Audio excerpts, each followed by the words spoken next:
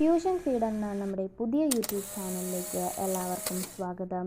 Reels എടുത്തു വന്ന പിള്ളേരാണ് ഇന്ന് 100 കോടി അടിക്കുന്നത്.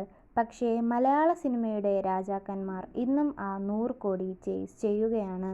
ഇത് ഒരു ട്രോളല്ല, ഇത് മലയാള സിനിമയുടെ ബിഗ്ഗസ്റ്റ് റിയാലിറ്റി ചെക്ക് ആണ്.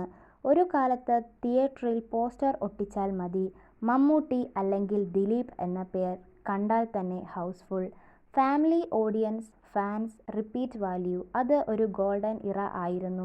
പക്ഷേ ഇന്നത്തെ സീൻ മാറി. ഇപ്പോൾ സിനിമ വിജയിക്കുന്നത് തിയേറ്ററിൽ അല്ല, ഇൻസ്റ്റഗ്രാം റീൽസിൽ ആണ്.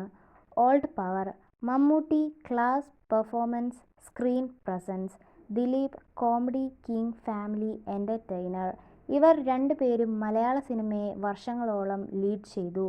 അവരുടെ സിനിമകൾ repeat audience, long term theatres, blockbuster status. പക്ഷേ ആ ടൈമിൽ സോഷ്യൽ മീഡിയ ഇല്ലായിരുന്നു. Game change. ഇപ്പോൾ എന്താണ് നടക്കുന്നത്? Reels creators, YouTube hype, short content.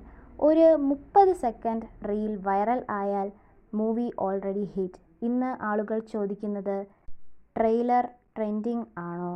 Reels hype ഉണ്ടോ? ഇല്ലെങ്കിൽ ബിഗ് സ്റ്റാർ ആയാലും സ്ട്രഗിൾ. Reality check. ഇന്നത്തെ biggest truth: content plus hype is equal to 100 കോടി. സ്റ്റാർ പവർ മാത്രം ഇനി പോരാ.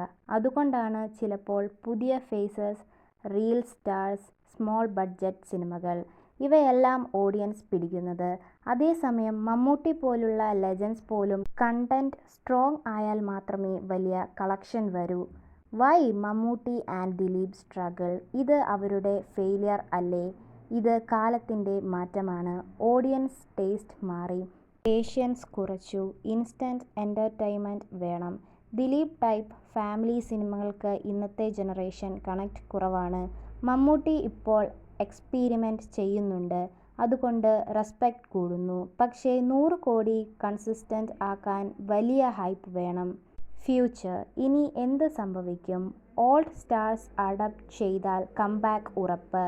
റീൽസ് പ്ലസ് കണ്ടന്റ് കോമ്പൈൻ ചെയ്താൽ നെക്സ്റ്റ് ലെവൽ. അല്ലെങ്കിൽ പുതിയ ജനറേഷൻ ഫുൾ കൺട്രോൾ എടുക്കും. അവസാനം ഒരു സിമ്പിൾ ട്രൂത്ത്: ഇനി സിനിമ വിജയിക്കുന്നത് സ്റ്റാർ അല്ല, ഓഡിയൻസ് ആണ്. നിങ്ങൾക്ക് എന്താണ് തോന്നുന്നത്? മമ്മൂട്ടി വീണ്ടും 100 കോടി അടിക്കുമോ? ദിലീപ് കംബാക്ക് ഉണ്ടാകുമോ?